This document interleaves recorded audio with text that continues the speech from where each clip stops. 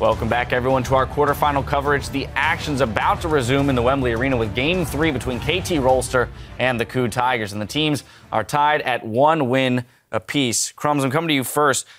In regards to the pick and ban, we saw KOO stick with 2 picks, the Fiora and the FLICKR, change everything else up and find much more success. Yeah, I think for these 2 games, the draft has been won by KOO both times. I think the first game, KT just outplayed. KOO didn't really understand what their comp was doing. This time around, though, their compositions, I like to think about it as a bit of a fusion burrito. It's got a little bit of everything. So you have that 4-man You're seed. just hungry. That's making me That's all that is. You're just hungry. For coffee. So it has Elise, Veigar, and the Caitlyn and the Shen for the siege. So the whole core of that is Elise cocoons from afar, good peel, and then you put down the cage and you go with the Caitlyn Peacemaker, easy to siege turrets. We saw how effective that was against the LeBlanc. Now, I have a whole problem with the LeBlanc, but I just want to focus on KOO's composition, and that in the 1v1 scenario, Fiora, we've seen she pretty much outscales nearly everything.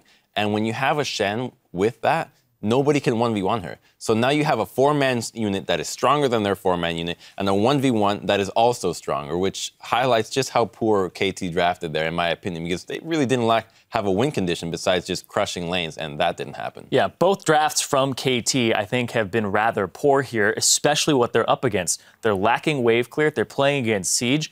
I think if you're going to go with a LeBlanc again, you really want to do that, you ban the Veigar. In Game 1, they banned both Elise and Lee Sin, and they still gave Hojin Rek'Sai. So those 2 bans I felt were actually misused, and they should have been banning something else. You can drop the Elise, first pick it yourself, get rid of the Veigar. I feel like they're falling short against these sieges, and they're struggling against that champion in particular in those scenarios. It's like, speaking of the junglers, I feel like score is the only reason they've been, like, these games have been close at all, because I feel the same way you guys do about the drafts is KOO has, like, a better draft in both games. But, like, to me, the Hojin's play has been too predictable. He's trying to pull the same gank twice against a person like Someday, like the consistency master. And he's ready for those lane ganks that are very inconsistent and risky because you fall behind on camps. And it ended up when Darius being 2-0. And with that in mind, I need to kind of highlight the fact that KOO Tigers, if they kind of just ease up in the early game, Hojin plays a more consistent style, maybe they aim for the lane swap, then I think it will increase their odds. They're clenched up, but Tam Kench isn't even in the game. I mean,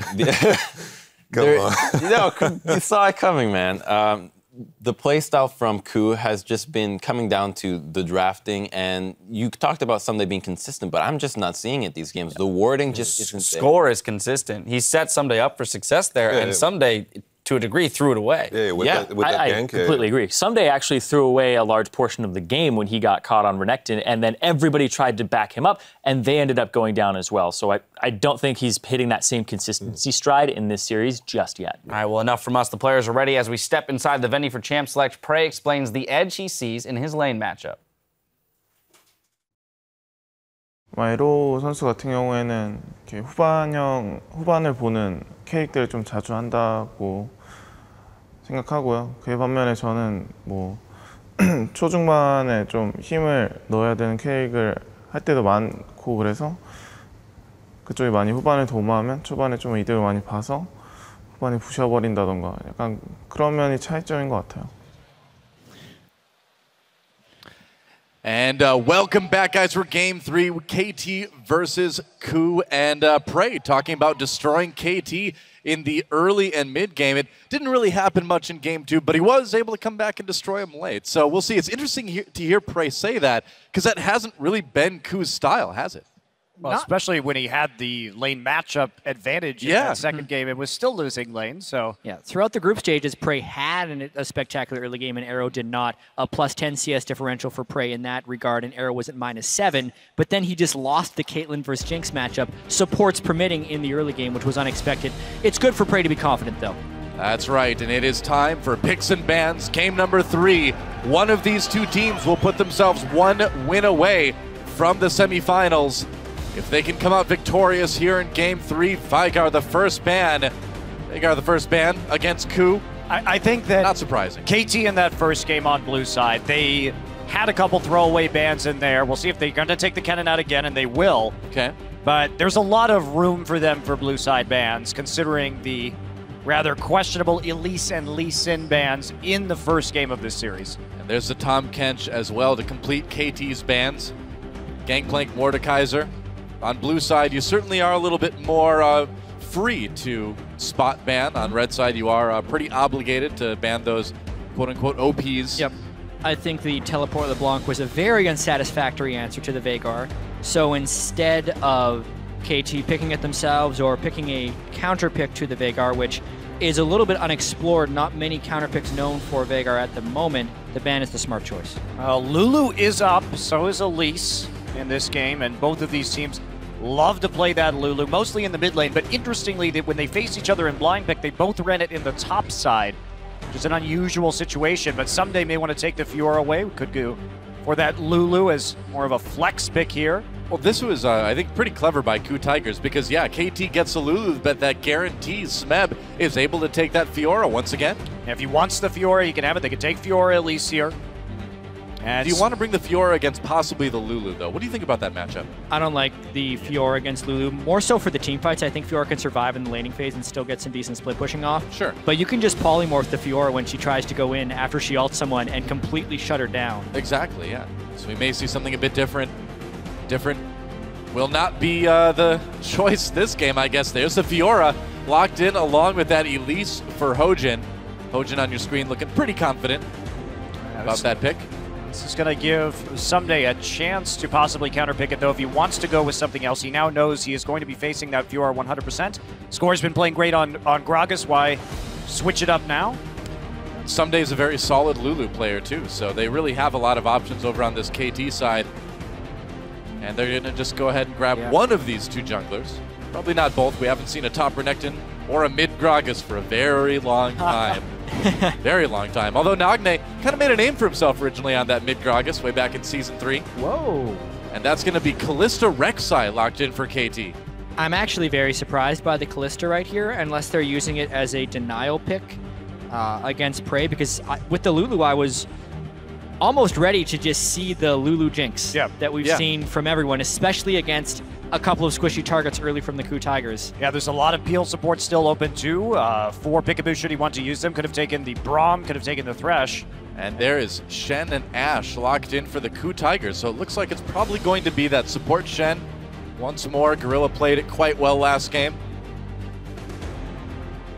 Yeah, they are showing this support Shen quite early, but in Gorilla's first professional game, he did do some nice work on it, able to pull out a win. And they've got another very strong kiting composition coming in here for KOO. Arrow hovering over his Draven, one of his favorite champions, but he hasn't had much success on it lately, and that Kalista already locked in. Maybe mocking Prey, known as one of Korea's worst Draven players as well. Could be either one. Oh, and are we going to see that Malphite? Man, quite the wombo combo if Malphite goes in and then you've got the Wild Growth after that. Could be pretty scary for a champion that's not too mobile like Ashe. It'd also be scary for KT for the intense lack of damage they will have if they go with this team composition. Yes. But they would definitely have a lot of crowd control and tankiness. Alistar. Whoa. And is it going to be Malphite? It looks like it is. Wow, that is a lot of engage. And this kind of reminds me of like the end of spring season KT, where they hadn't picked up Peekaboo yet. They didn't really kind of know what they needed to do to win. So they just started picking a lot of really heavy engage comps. And to be fair, it worked for them rather well. Yeah, it's still very troubling if they get into the late game, however, because they really will be lacking in damage compared to the KOO Tigers. And no, no, not the Kassadin, no. Okay, there we go. Now Kuro's Victor makes perfect sense into this KT team, which is very tanky and frontline based. Victor is spectacular against these if he can avoid the initial initiation, because he can then throw down Gravity Field, get the move speed from his Q, laser through, and basically kill everyone. KT really needs to win this game quite early on, I feel like. But then at the same time, they have so much tankiness, they can invalidate the Fiora in the late game. Maybe that's their strategy against Fiora as well. It is definitely a different team composition from KT than we were expecting. Yeah, and this one just screams out more 5v5 play in the mid game before a lot of the items start coming into play, and they can rely more on their base damages here to be successful. So KT, they're going to have to take these fights early, which is something that they haven't really been doing. They've been very elusive, you know, between 15 and 30 minutes. But they really have to commit this time. And Victor for Kuro, he is 17-4 all time on this champion. It's a hugely successful pick for the KOO Tigers and something that is always a danger. And he was like the first Korean player to really bring Victor into that scene as well, even way before it was common in the meta. Kuro was playing that Victor and he was getting wins on it too. Yeah, I loved watching Kuro's Victor because Victor's always been a favorite champion of mine. So to see him bring into competitive play was part great and part awful because of the nerfs. It is a cool champ. Well, guys, keep updating your votes on Twitter with that hashtag KTWin or hashtag KOOWin at LOL Esports. Keep letting us know who you think is going to take this series. We are all tied up right now as we get on to Summoner's Rift for game number 3 between KT Rolster and the KOO Tigers. You know, maybe some people here don't know this, but Rolster is actually a combination of roller and coaster. I'm not making this up. They like to combine words like that in Korea. And just one syllable jammed right onto another. Yep. Like CJ Entus. Entus is a combination of entertain and us. For whatever reason. It just is. Don't argue with it. Today I learned. Well, here we are. I'm going to start combining words now and making fake team names. Oh, yeah? Like what? I'm not that quick. I'm going to do it later. Oh, okay. All right. Give me some time. We'll wait for this. I'll come back to you in game 4. All right. The timer's on.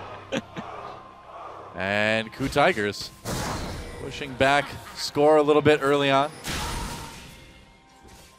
Yeah, more aggressive play here from KOO.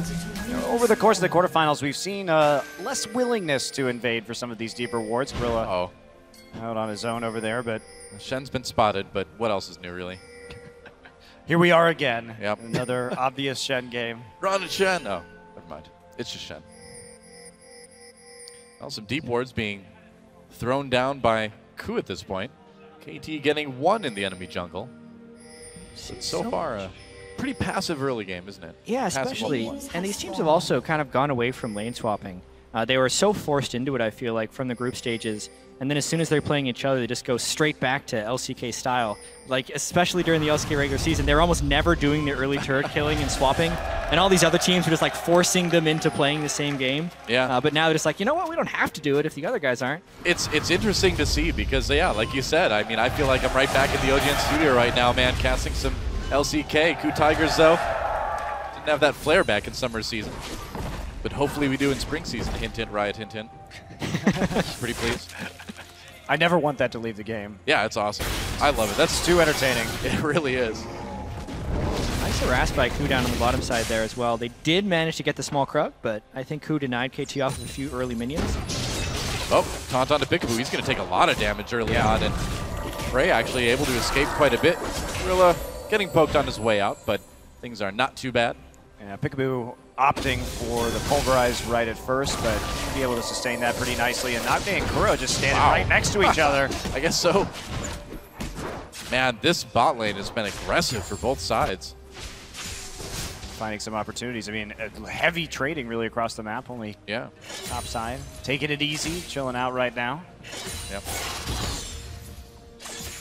The Smeb Someday matchup has been so fascinating because they are kind of the 2 carry top laners we were expecting coming from Korea before Marin decided to outclass all of them in the group stage. But this one in particular, Smeb going back to the Fiora well again and again. And before the Fiora rework, Malphite would have been a counterpick for that. But now it's so easy for Fiora to repost those spells that it's actually a Fiora-favored lane before the teamfight phase. It's an interesting invade very early on here from Hojin. They're going to collapse. They have pressure in mid and bottom, so nice red steal here from the KOO Tigers. Yeah, and if they're able to get this from Score, if Score can't steal it away, they'll be probably able to triple buff it. Nope, Score smote a little bit early. And so the KOO Tigers, once they claimed that blue back on their side of the map, should have succeeded in triple buffing KT. That was a really clever use of lane pressure there, too, and knowledge of where exactly Score would be pathing to make it out very quickly over to the enemy red buff and go ahead and steal it away. So denying some of Score's early pressure. Nice job there by Hojin, really communicating well with his team. Yeah, and we also have to note that Someday was given the blue buff by the Rek'Sai early on in the laning phase during the double jungle phase. It's pretty common that that happens with the Rek'Sai and the Malphite, and it will allow him to harass Smeb very heavily in the early laning phase. Normally, Malphite is gated by mana as far as using his Q aggressively. Not this time, though. It's why it's done. And one of those things about Malphite, and it's funny to see KT using the Malphite because KOO was the one to bring the Malphite back into the meta, right? But Everybody kind of went after it after they saw it work against Najin, though. Yeah, and it's true, but you really have to credit Smeb and the rest of KOO for setting that up and showing how it could be used. And one of those factors is really that, the passive for Malphite, it gives him basically a free armor death cap. It's 30% additional armor passively, so when it comes to just getting over that early hump with the blue buff, and then laning against the Fiora, or actually just surviving against these high damage top laners, AD top laners later on, you really do have such a power in terms of survivability. Armor death cap, huh? That's pretty much what it is. I think I saw one of those at the Tower of London, but I might be mistaken. A lot of stuff like that there. You try it on? No, it's behind glass. Probably would have killed me. I never understood why somebody would want to put something on their head called a death cap. I don't know. It doesn't sound good. Oh, I mean, you got the sorting hat in Harry Potter. That sounds friendly. Sorting hat. Yeah. People like organization. The death cap just sorts you right into the afterlife. Yeah. I wouldn't want to wear that. No hats for me. That's why our support player. Exactly. Very rarely can you never wear the death cap. I mean, I will probably more often than other support players, but that's just a personal thing. Come on, Glitter Lance. Glitter Lance. Oh. Not going to stop the recall. Meanwhile, a lot of pressure on this bot lane from Prey and Gorilla. Yeah, and it's been strong lane pressure from the KOO Tigers. And this is actually something Yamato brought up on the desk. He wanted to see a more consistent jungle path from Hojin. Even though he took a big risk early with the invade, he has been in a much more farm-centric style and not really exposing himself for ganks. It's giving a more leveled early game for KOO here, and they haven't had the risk of falling behind necessarily. Hojin opting for the Amp Tome early, though, so more damage-oriented build. Score once again fast on the Sightstone, and he's going to take that opportunity to go ahead and plow through the bottom side jungle, get a bunch of wards up. Really fast on the Sightstone. That's a it's like a 6-minute Sightstone. Yep. His average is 11, which is faster than Hojin, who is sitting at 13:38, who's actually one of the slowest. This is exceptionally quick. I feel like they saw the power that getting that early vision in the jungle had in the early stages of late game, and even though they lost that game, they really were in control for a long time. Well, Sunday's just been left on his own in the top side now. He's just going to try and farm underneath his turret. He is level 6, so he has some ways to get out of any ganks that come through. And there are tons of Sentinels patrolling the bottom side jungle here, deep wards in from that Sightstone, so they want to push forward with this Kalista and in the mid lane try and start playing a little bit more aggressively while Sunday just very passively scales in the top side. Yeah. So, as top lane, I feel like I'm watching Mundo versus Mundo here. Come on. Well, as far as CS deficits go, this is totally acceptable for the Malphite. Malphite's the type of champion that can be down 60 CS in lane, and because of his armor multiplier on his passes, still be completely fine. Well, he's kind of an ult bot too. You know, you need him to show up in team fights and knock a bunch of people into the air, and if he can do that, it doesn't really matter too much if he dies immediately after that. Nagne pushing up the lane, but still going to be very even between Kuro and Nagne. Question is, when is the action going to begin? Well, if you're KT, you're probably hoping it's going to start beginning sometime relatively soon, because it is a lot about their ability to make these plays and snowball, because they are going to have a gold advantage if they want to keep dealing damage in the late game. I mean, some days level 6, you've got that ult, you've got the ult on Lulu as well too. You can start making those plays, can't you? Yeah, somewhat. It's just as long as he's pushed under his turret by Smeb, he doesn't want to leave lane to go make a play, because that creates a jump of gold for KOO. KOO has typically been making the majority of their moves between the 10 and 15-minute mark. That's just a statistic, though. It doesn't mean they're going to be suddenly aggressive at 10 to 15 minutes. But generally, when KOO has been getting their ultimates, mainly on Prey for the AD carry, is when we'd expect to see the action. KOO has been more the team to take initiative in that phase of the game so far it was. Didn't see a ton of hugely impactful dash arrows in the early part. I don't know. I was kind of wondering about that. What a waste of 100 gold. That's a weird pink word right there. Pretty sure it is. One thing though we haven't really talked about is that even though KT may have some issues playing out the late game, does KOO really have an answer to getting on to Arrow? Because Arrow is the main damage source. He has to be shut down here. And it's kind of up to Victor to do that, but that is a little bit hard to get back to where Arrow is with the amount of peel that's on this team. And the fact that Victor and Ash are going to be main targets for Alistar and Malphite. I mean, you have to think about it. They effectively have two Malphite ults with the Alistar-Malphite combination. Yeah.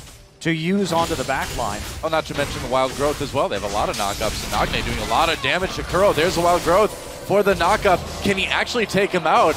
Oh, wow, that stun probably saved KOO's life. He had his flash, but he would have had to at least use that. And Hojin jumping on to score, doing a bit of damage before backing away. Yeah, one combo gets him down to about 50%, so just taking that opportunity. But this is a great time as the blue buff is spawning. Yep. Ray knocked up. Gorilla actually goes in for the taunt onto Arrow to try to prevent damage to his AD carry. A lot of damage done all around, but some potions should heal that right back up. Yeah, that was actually a really smart timing for Score to go into the jungle, working with his laners to make the invade happen. Nagne pushed KOO back to base, so even if Hojin is laying in wait, he can still get the deep wards. Yes, Score took about half his health bar in damage. Rek'Sai has nice sustain in the jungle, though. He wanted to refill the Sightstone anyway. He puts the wards down, goes back and refills the Sightstone. It's just an efficient, smart play there by KT. Yeah. It does make them a bit leery. They saw the blue buff there, but they didn't decide to attempt to steal.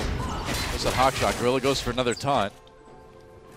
And Prey scoping things out in the enemy jungle just to make sure no one's coming in. They do have Hojin coming down to help them out possibly. Yeah, and even though we're saying KT has very low damage, if they can successfully protect Arrow, Lulu is the great enabler of all AD carries. It works a little bit better with things like Jinx and Kog'Maw because you're really increasing their mobility. Kalista is already exceedingly mobile, and the Lulu actually doesn't add too much to that. But what Lulu does add is survivability and damage to the Kalista, who's already an unstoppable force when chasing you. Yeah. So honestly, if Arrow can keep his farm up with Prey, he brought the cleanse. So the fact that he's staying even in lane is a bit of a testament to him here, because cleanse is not that strong of an early gaming summoner spell. I've seen Jugger Kalista work plenty of times. Yeah, it's going to have to here.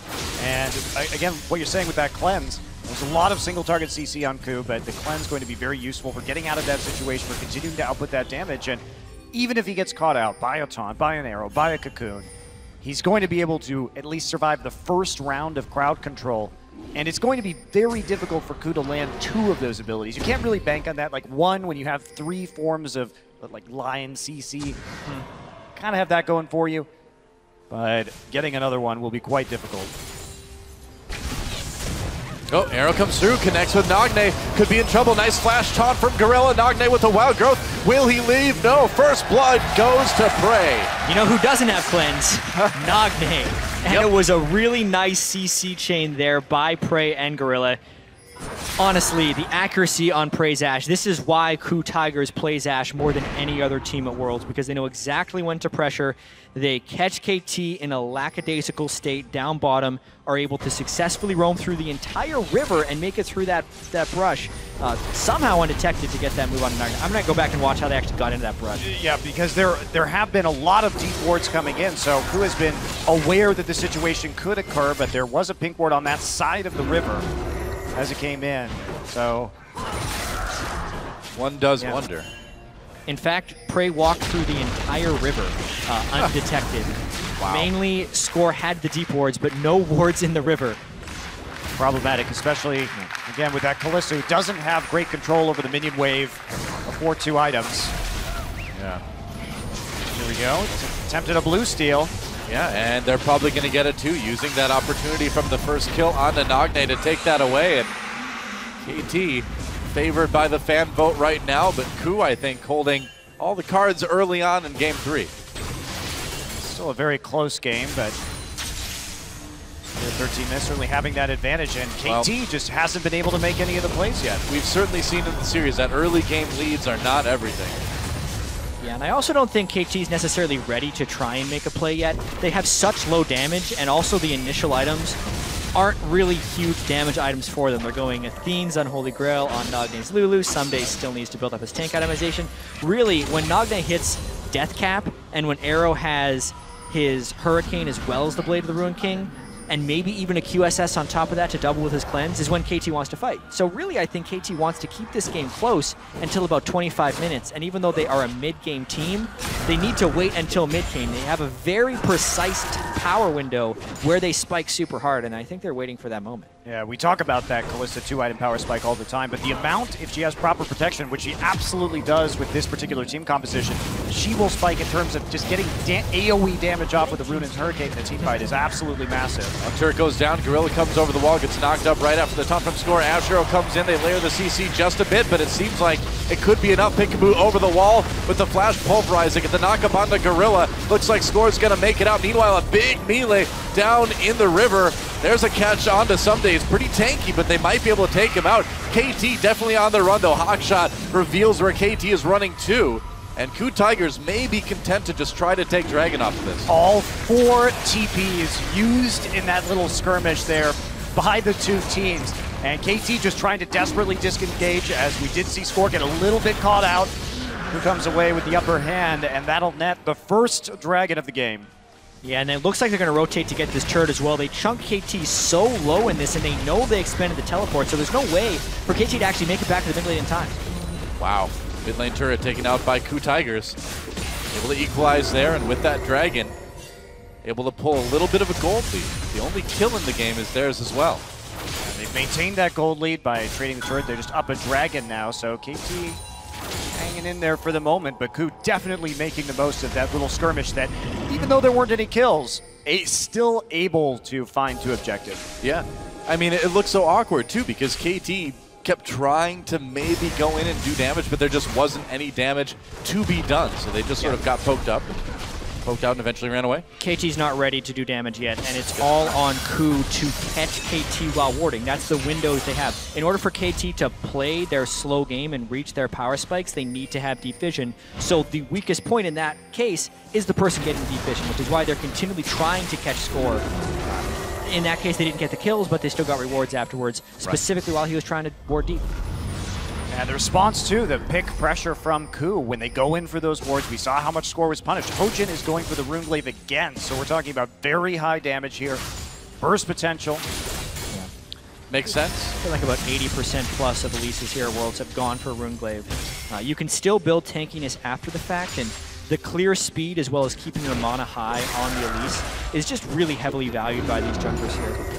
Well, we've seen that in 2 games now from Hojin, and not only that, but he actually went for the Rylai's as a finisher item, so he was really concerned with how much damage he was going to deal in that last game. True enough. Well, now that the Dragon is gone, just like we saw in a lot of other games between these two teams, a lot of teams in Korea will probably have a bit of time before anything really happens again. And what we really saw in Korea in the summer season is that it was a very Dragon-focused season, you know? Yeah. There was Dragon fights, and outside of that, there wasn't a whole lot of action. This really feels like we've time traveled back It does, to the doesn't it? LCK playoffs. Yeah. Aside from a few different champion picks, because all these world meta things that have happened with the change in play styles and teams, you know, doing things outside of Dragon fights, all forgotten. Yeah, Fiora is about it, really.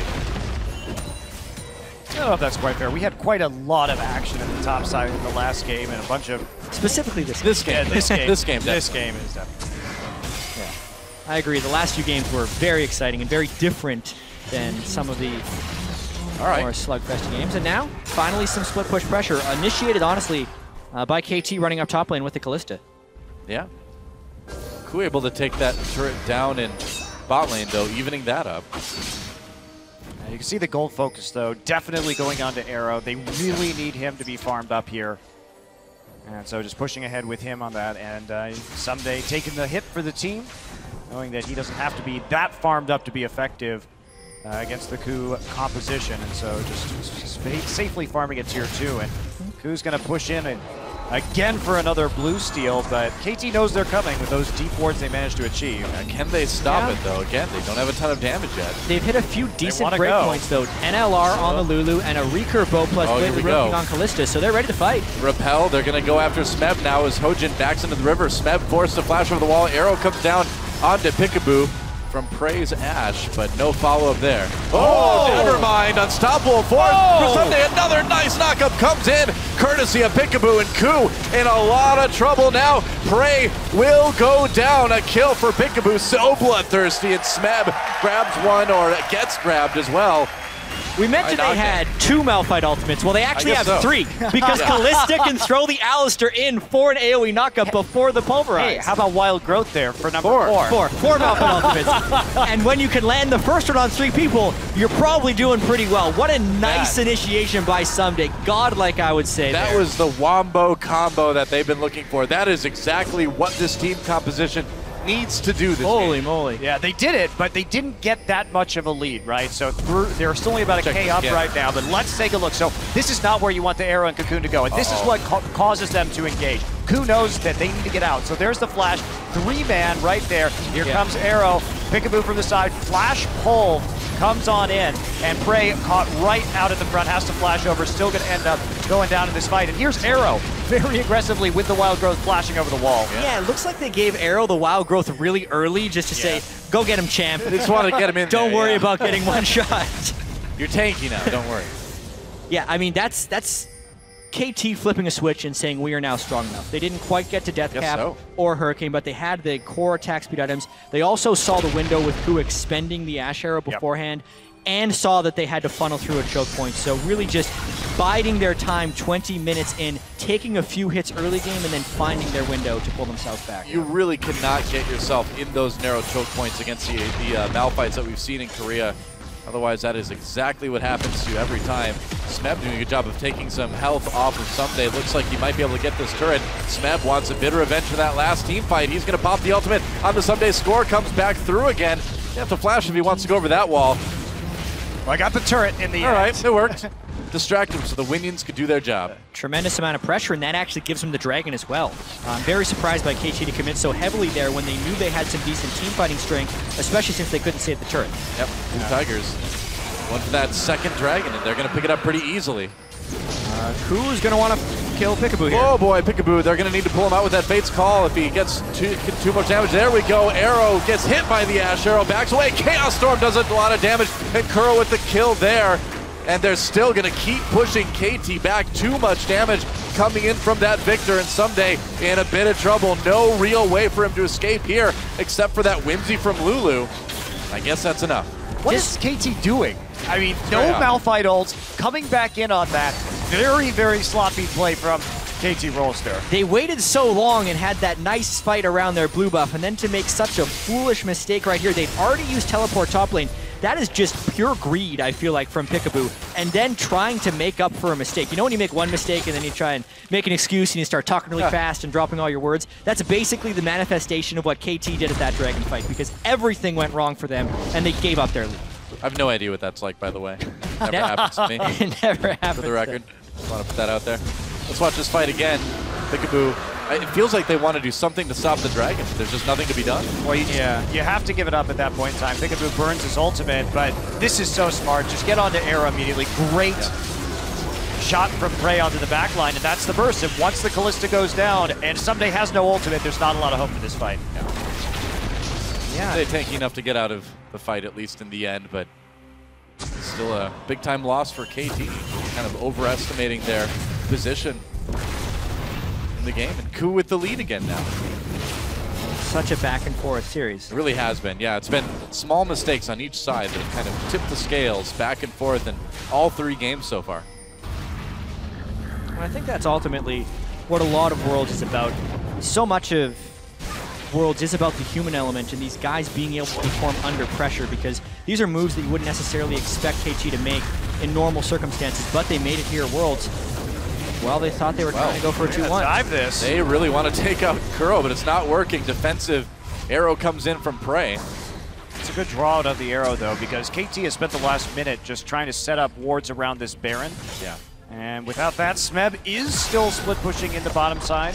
All right, tier 2 turret in bot going down in favor of KOO Tigers. Really nothing that KT can do to stop this. Smeb doesn't have teleport though, so maybe KT can put some Baron pressure on, but they're headed back to the mid lane. Well, if they leave the Baron right now, KOO will successfully take a turret and gain vision control over the Baron, so good gambit. And, exactly what's happening. Yeah, KT, they saw Victor pushing out again in the top side, but they didn't want to commit to that gank, so they're kind of just getting run around the map right now by the Tigers. Suddenly a deficit for KOO turns into a 3,000 gold lead here at about 24 minutes. I think we really wanted that Raptor. cared more about it than Chris Pratt cared about his Raptors in Jurassic World. Thank God, I still haven't seen that movie. You're missing out, man. No, I'm not. You are lying to me. A T-Rex fights a bigger T-Rex. What more could you ask for? I don't think you're doing Plot. a very good job of convincing. Plot. We have a Pratt that's close to a plot. It's close. Yeah. You still don't think it's what you're looking for? Okay. It's You're definitely not. you're so hard to please, Monte Cristo. Hey, I like the first Jurassic Park. What can I say? Well, I would say you have good taste. You know, the new Jurassic World makes it like the other Jurassic Park movies didn't happen. Like, it goes back to the same park years later. Oh, really? Yeah, so it has the same plot that you so loved in the first movie. Basically, You're not nobody fooling me. learned their lesson from the first movie, I guess. It's like nobody learned their lesson from the last game. Sounds like it. Or the lesson of not fighting Dragon when you can't group up. I mean, that's really what it is. I mean, KT is just kind of taking some poor fights here in games 2 and games 3 and unleash the dinosaurs of KOO Tigers, which it makes it sound like I'm saying they're old, but they're not. They're just powerful beasts. Aren't tigers powerful enough for you? Do you really need to go to the whole dinosaur level? Always. Always. He's getting pretty powerful as well. The split push pressure is giving him a giant CS advantage. And Sunday should be able to neutralize Smeb at the Nexus turret. I don't think Smeb will get to a point where he can actually dive the Malphite. But he's still going to be able to make sure Malphite has to consistently stay on the backside of the map. Oh, Smeb. Jeez. Someday again. Man, that Fiora does a ton of damage after she gets a couple items. Yeah, well, specifically the Vitals as well, because proccing those cuts through pretty much everything. Yeah. Who knew Malphite had Vitals? I thought he was just a bunch of rock. Silly me. No weak points that you can stab with your pretty little fencing foil. Today I learned. KT's managed to sort of barely hold on in the last few minutes here, and it's less than a minute until the next Dragon now. That's really where things could go very right or very wrong for either one of these teams. Already being 2 up, KOO. Feel pretty comfortable. I remember what happened in game 1, though. It was that third Dragon where KT had that big team fight to bring it all back. They've certainly got the items, Death Cap on Nagne. They've got the Runin's Hurricane onto Arrow now. They'd love to have that Last Whisper, but it's not actually going to be that important considering that Hojin is the only one really with armor here. Yeah, and it's not a lot of armor. Just a Warden's Mail, so it's not as crucial to this next team fight. And I wonder if we're even going to get the straight-up team fight, because KOO Tigers has so much split push pressure with Smeb right now. I'm thinking they're going to try and run KT up and down that red side of their jungle again and again until they can pick off a squishy with an Ash Arrow. Because in a straight-up team fight, they'd still be in danger of that tremendous wombo combo that KT can put out. Or they're just going to go for Dragon and fight it straight up. That would be one of those things that KOO would want to do. Score wants to get in to steal this one. He can't do it, though. KOO gets their third Dragon. Can they win the team fight someday? Coming from behind with the knockup. KOO on the run. Hojin and Smeb caught up in the backlines. Here comes Kuro, though. Arrow takes a lot of damage, but he gets a kill before he goes down onto Kuro. KT on the run. Anyway, though, Smeb gets the grand challenge, gets that big heal for KOO Tigers, and they will chase KT over the moment. Nope, they'll get the fight. There we go. Actually, it's going to be a triple kill in the end for Prey. That is an ace for the KOO Tigers. Another really sloppy fight there from KT. Sure, they got in, but the big mistake, Peekaboo punted the Victor on top of his Callista right there. Doesn't help. And sure, it did get the kill, but Ash was totally safe on the backside of that fight to clean up. And a bit of an early Malphite ultimate there by Sunday, too. Well, they're going for Baron, and nothing is going to stop them from taking it now. Except for Baron himself, if he can fight back. No, yeah, he can't do that. He's not very strong after all. KT was far too eager, I would say, for that fight. And honestly, I think KOO was too eager as well. I was expecting KOO to run back and forth because they did expose themselves to a potential wombo combo. And when we watched this replay, Smeb was actually on the far side of the Dragon Pit while they were forcing, so he didn't make it into this fight initially. It's just the fact that KT didn't take their time. With Lubu Callista, KT needs to kill frontline and move slowly. But Someday goes where his team can't follow. Yep. Arrow tries to go there, and they actually throw Peekaboo in, punt Koro on top of Arrow into all the threat. Like, Smeb had flank position, so there, more patience would have been worth a team fight for KT. KOO played that well considering the circumstances. They forced and KT kind of took the bait, so to speak. Prey on the backside because he couldn't get closed on. Since his front line was so powerful, was able to pick up a triple on the backside. And that fight in particular just gives KOO a massive edge in the game. Yeah, 7,000 gold is the lead after they pick up that Baron post the fight. 3 dragons, a Baron, 4 turrets. KOO Tigers looking really good, and KT in that similar position that we saw them in last game, where they really do need like a miracle team fight again to bring it back. And while that is a possibility, it's becoming more and more remote as the game goes on. I really am puzzled by that, especially that headbutt in that last fight, because certainly that can be a good move if you have a lot of burst. But remember, KT isn't running a composition with a lot of burst. They need a lot of targets over time for Arrow to whittle down with this Kalista. So by getting in range of the entire Victor combo. Here we go. Nagne has a wild growth. Can he even stay alive? Smeb's going really deep, gets slowed, but oh man, that's a lot of damage. Wow. Gorilla using that Stand United to keep his top laner alive. Smeb coming in for a few parting shots on Someday as he backs out. The second hit from Fiora's E is guaranteed to critically strike, and it's max ranked right now, so it is a full damage crit right there. Good night, Nagne. That's huge.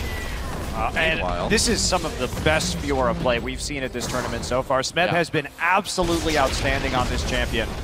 And I mean, look at this. KOO Tigers just taking turrets left and right now. It just doesn't seem like there's a lot KT can do.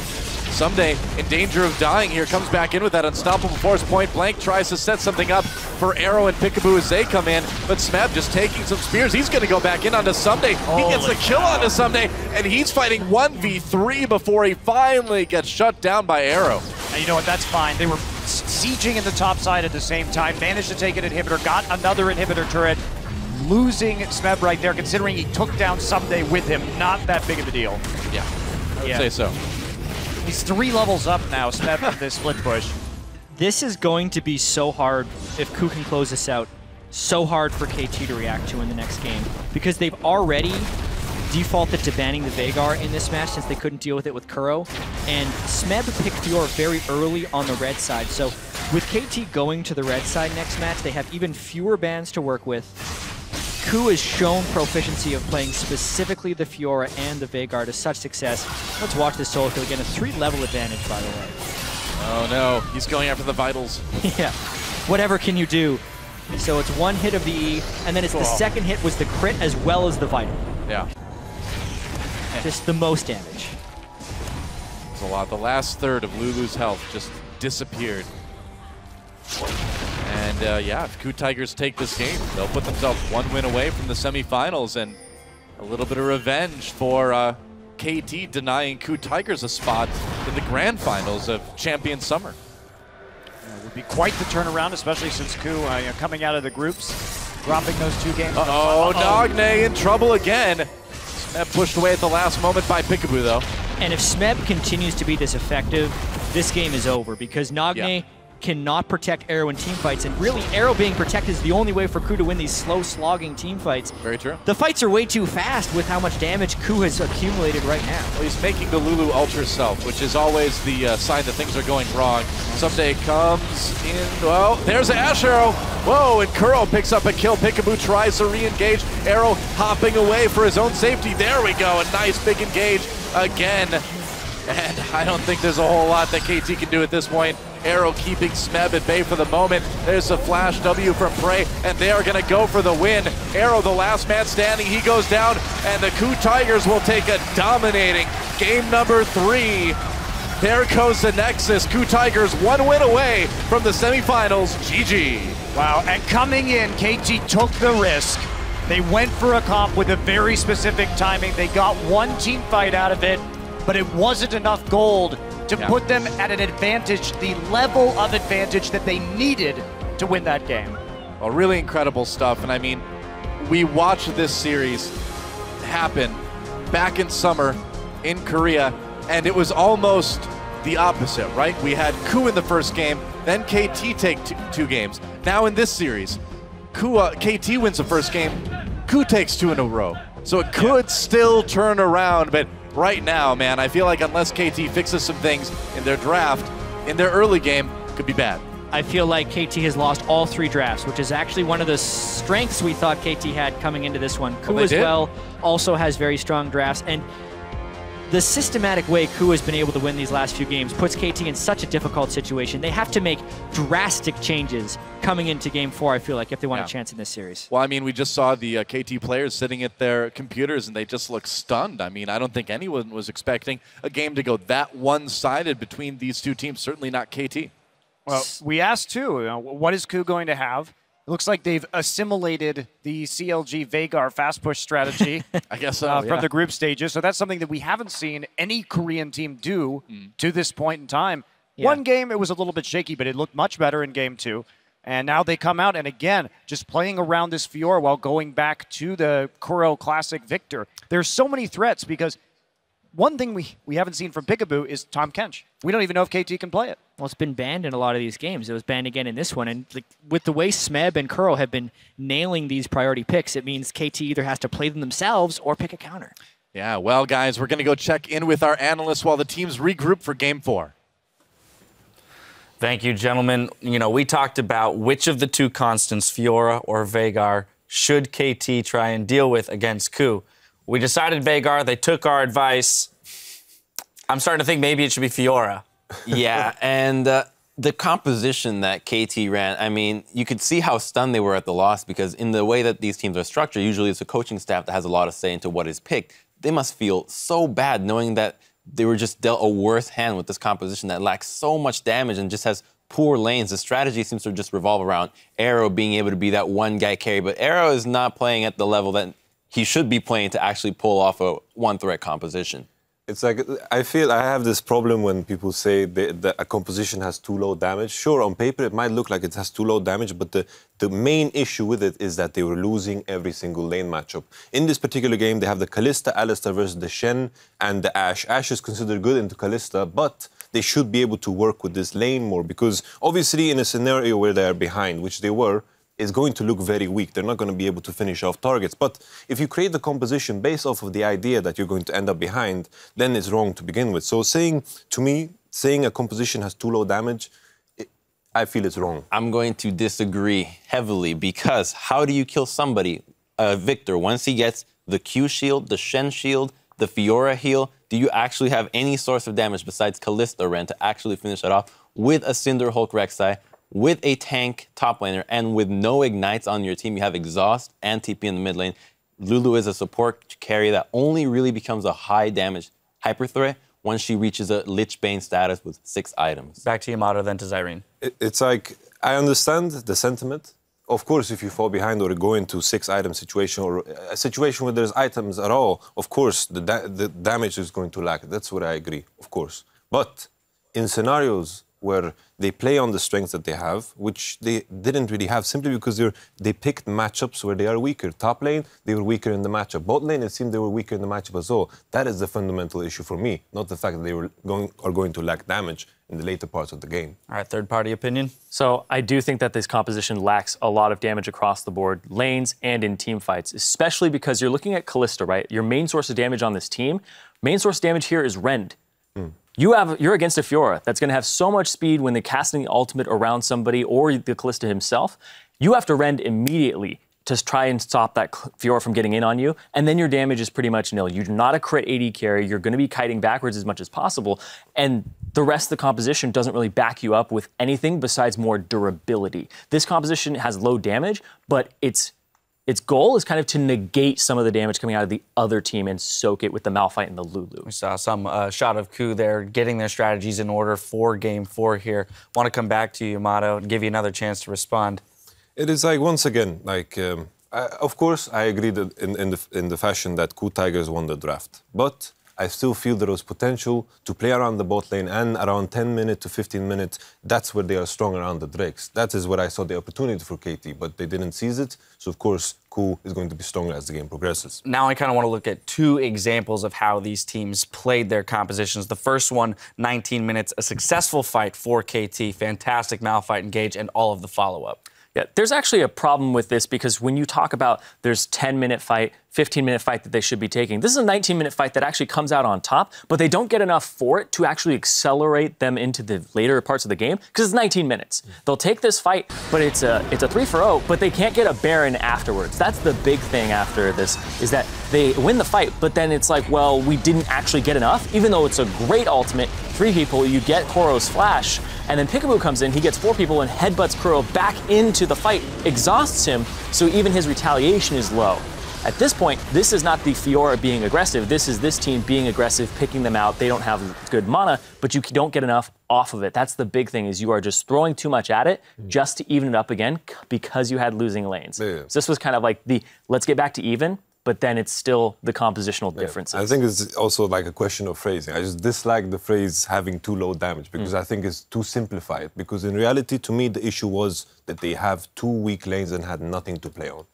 Well, and 2, to your point about not having anything to take off the backside of that, had the fight been 50 seconds later and the Baron were up, it's quite possible that they could have gotten a bit more off of it. Want to jump into the second fight that we have now, 27 minutes into the game. This one goes in favor of KOO. Again, KT looking for an engage, looking for that proper engage, but the Fiora coming up pretty big against Arrow. I mean, this one is just absolutely terrible on KT's end. You can roll the clip, and they're just trying to do the dragon right now, but Malphite is coming in at just a weird angle here, and it only hits the Victor. Now, the fight gets split up into a way that either you funnel all your resources into the Victor and the Ashe, or you just leave.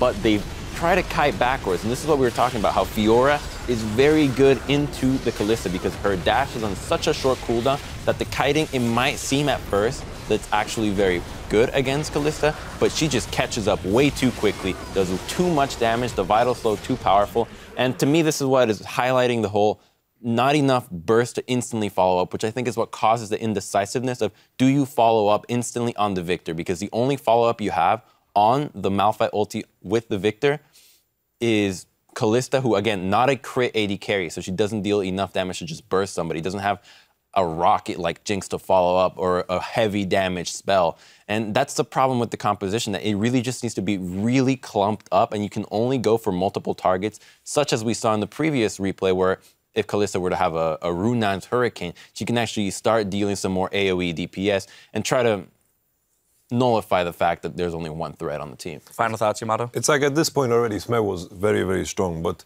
the issue I saw in this team fight was Score use his tunnel thing to get into the Drake pit. He couldn't follow up on the Malphite ult. And the thing is, with a composition like this, you need to be a death ball. They were split up. You saw Alistar Malphite trying to get in, trying to create something, which is not possible. And Smeb just ended up dominating the Lulu and the Kalista, of course. And they need to be kind of grouped up. But of course, I see your point with the drafting. Some compositional errors, maybe some executional errors, definitely some things that they need to fix looking forward if they're going to keep themselves in this series. We'll see if KOO Tigers can lock in their semifinal berth with Game 4 against KT Rolster.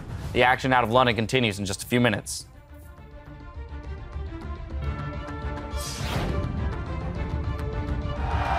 We are all tied up right now as we get onto Summoner's Rift for game number 3, but no follow-up there. Oh, never mind. Unstoppable force. For Sunday, another nice knockup comes in. Too much damage. There we go. Arrow gets hit by the Ashe. Arrow backs away. Chaos Storm does a lot of damage, and Kuro with the kill there. Big heal for KOO Tigers, and they will chase KT over the moment.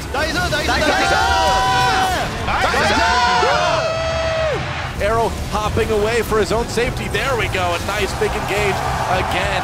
KOO Tigers 1 win away from the semifinals. GG.